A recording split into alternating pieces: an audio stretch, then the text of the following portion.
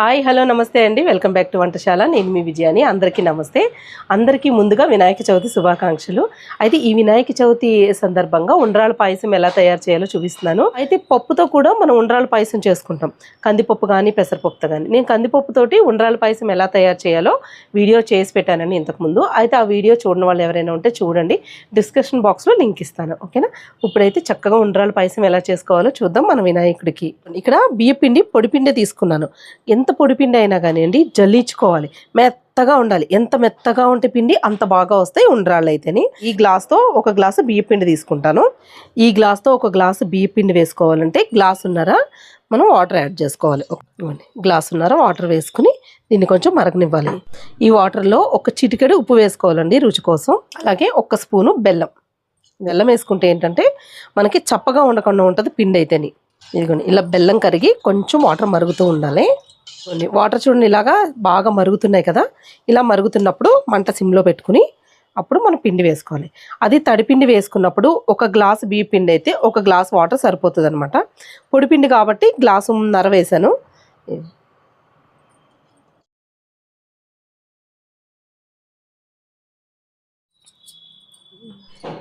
ఇలా వేసేసుకొని కలిపేసుకోవాలి.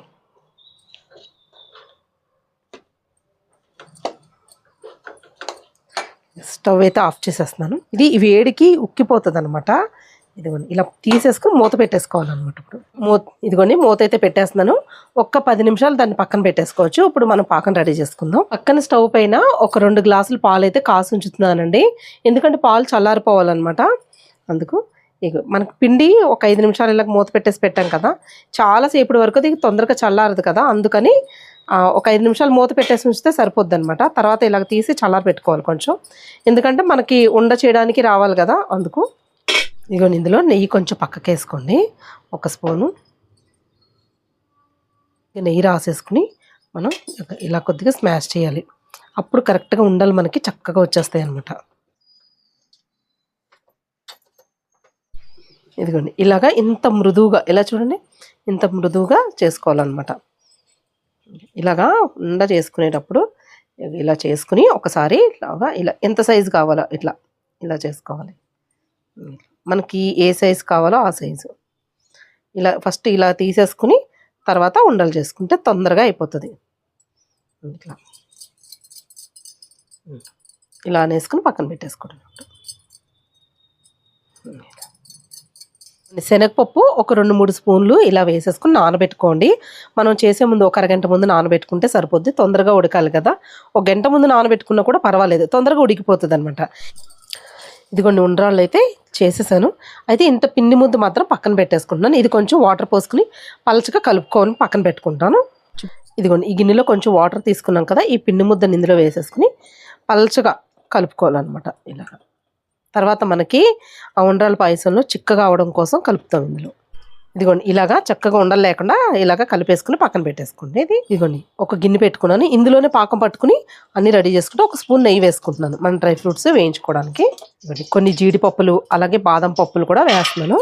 ఇవ్వండి నల్ల ద్రాక్ష వేసుకుని దోరగా వేయించుకోవాలన్నమాట.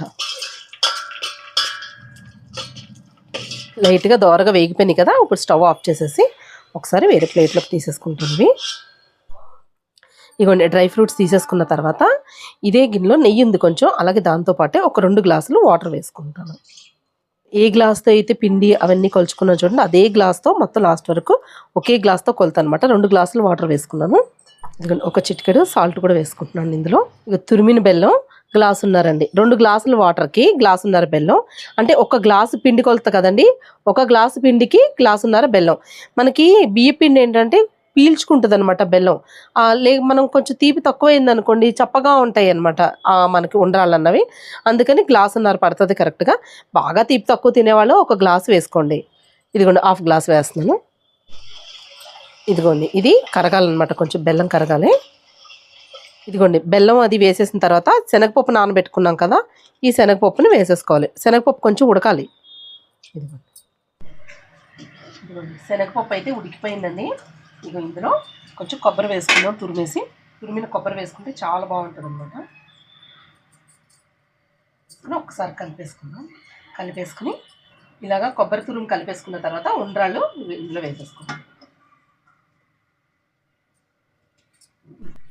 ఇవ్వండి, మొత్తం ఉండ్రాలన్నీ వేసేసి ఇలాగ ఒక్కసారి కలుపుకుంటే సరిపోద్ది. ఉండ్రాల పాయసానికి ఇలా ఒక క్లాత్ పట్టుకుని గిన్నె పట్టుకుని ఇలాగా కదుపుకోవాలి. మనం గరిటె పెట్టి ఊరికే కదిపేసామనుకోండి అవి విడిపోతాయి అన్నమాట తొందరగా. అంటే అంత తొందరగా విడవు, కానీ గరిటె పెట్టి కదపకూడదు. ఇలా క్లాత్ పెట్టుకుని మనం తిప్పుకుంటే సరిపోద్ది అనమాట. చక్కగా ఉడుకుతున్నాయి చూడండి ఉండ్రాలు అయితేని. ఇదిగోండి ఇలా చూడండి, ఇంకా ఇలాగ చిక్కగా అయింది కదా. ఇప్పుడు మనం ఆల్రెడీ పిండిని కలిపి పెట్టుకున్నాం కదా, ఆ పిండిని ఇందులో వేసేసుకోవాలి. ఒకే చోట కాకుండా ఇలా వేసేసుకోండి, కొంచెం చిక్కబడుతుంది అనమాట. అప్పుడు అలాగే ఇలాచీ పౌడర్ కూడా వేసేసుకుందాం. కొంచెం డ్రై ఫ్రూట్స్ వేయించి పెట్టుకున్నాం కదా, అవి కూడా వేసేస్తున్నాం. ఒక్క నిమిషం. అలా వేసేసుకున్నాక ఒకసారి ఇలాగా కలుపుకోవాలి. గరిటె పెట్టకుండా, గరిటె పెడితే విడిపోతూ ఉంటాయి కదా, ఇలా ఒకసారి కలిపితే ఈవెన్గా కలుస్తుంది అనమాట. ఇప్పుడు మనం పిండి వేసాక సిమ్లో పెట్టుకుని ఒక 2 నిమిషాలు ఉడకనివ్వాలన్నమాట. లేకపోతే పచ్చిగా ఉంటుంది, పచ్చి వాసన వచ్చినట్టు ఉంటుంది పిండి అయితేని. ఒక 2 మినిట్స్ ఇలా ఉడికింది కదా. ఇప్పుడు ఆల్రెడీ నేను 2 గ్లాసులు పాలు అయితే కాసి పక్కన పెట్టుకున్నానండి, చిక్కటి పాలు. ఇదైతే స్టవ్ ఆఫ్ చేసేస్తాను. ఇదిగోండి ఎలా చిక్కబడుతుందో చూడండి. ఇలాంటప్పుడు ఇలాగ కదుపుకోవాలి, లేదంటే పిండి వేసిన తర్వాత కింద అతుక్కున్నట్టు అయిపోద్ది అనమాట, అంటుకున్నట్టు. అందుకని ఇలాగ జాగ్రత్తగా కలుపుకోవాలి. కలుపుకొని స్టవ్ అయితే ఆఫ్ చేసేసాను. చూడండి ఎంత చిక్కగా ఉన్నదో. ఇప్పుడైతేని మనం ఇది కొంచెం చల్లారనిద్దాం. ఏ గ్లాస్తో అయితే మనం పిండి వేసుకున్నామో అదే గ్లాస్తో 2 గ్లాసుల పాలు కాచి చల్లార్చి అనమాట. ఇది కొంచెం మరి వేడిగా కట్టిన వెంటనే కాకుండా 1 నిమిషం ఆగి అప్పుడు పాలు వేసుకోవాలి. పాలు మాత్రం మొత్తం చల్లారిపోవాలి, కాసిన పాలు. ఇవన్నీ పాలు వేసేస్తున్నాను.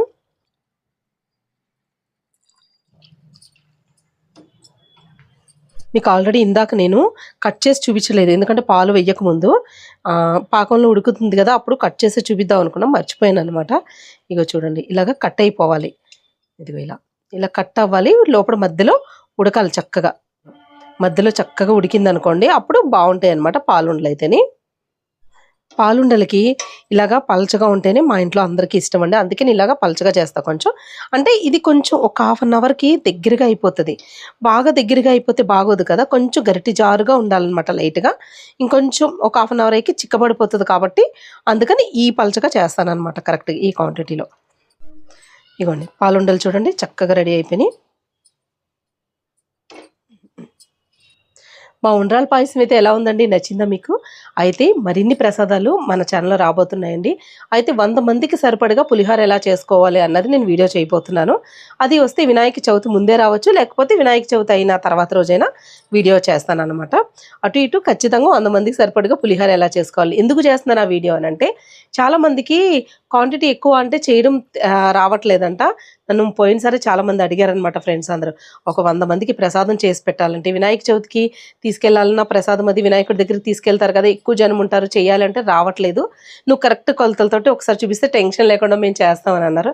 అయితే మా ఫ్రెండ్స్లోనే ఎంతమంది అడిగారు అంటే, మీలో ఇంకెంతమంది ఉండొచ్చు కదా, మీ అందరికీ ఉపయోగపడుతుందని ఆ వీడియో చేస్తానండి, తప్పకుండా చూడండి. నేను 100 మందికి ప్రసాదంగా చూపించిన వీడియో మీరు 500 మందికైనా కూడా చేయగలుగుతారు, అలా ఉంటుందన్నమాట. ఆ వీడియో మాత్రం తప్పకుండా మిస్ చేయకండి, త్వరలో అయితే రాబోతుంది. మరిన్ని ప్రసాదాల వీడియోలతో మళ్ళీ కలుసుకుందాం. మరి మా ఉండ్రాల పాయసం అయితే ఎలా ఉందో కామెంట్ బాక్స్లో అయితే తెలియచేయండి. మరి ఇంకెందుకు ఆలస్యం, మా వీడియో కనుక నచ్చిందంటే మా ఛానల్ సబ్స్క్రైబ్ చేసుకోండి, లైక్ చేయండి, షేర్ చేయండి. అలాగే మా ఛానల్ సబ్స్క్రైబ్ చేసుకున్న వాళ్ళు బెల్ ఐకాన్ క్లిక్ చేసి ఆల్ ఆప్షన్ ఉంటుంది, అది కూడా క్లిక్ చేశారంటే మా వీడియోస్ అన్ని నోటిఫికేషన్ వస్తాయి. మళ్ళీ వచ్చే వీడియోలో ఒక మంచి రెసిపీతో పాటు మళ్ళీ కలుసుకుందాం. అంతవరకు సెలవు, బాయ్ బాయ్.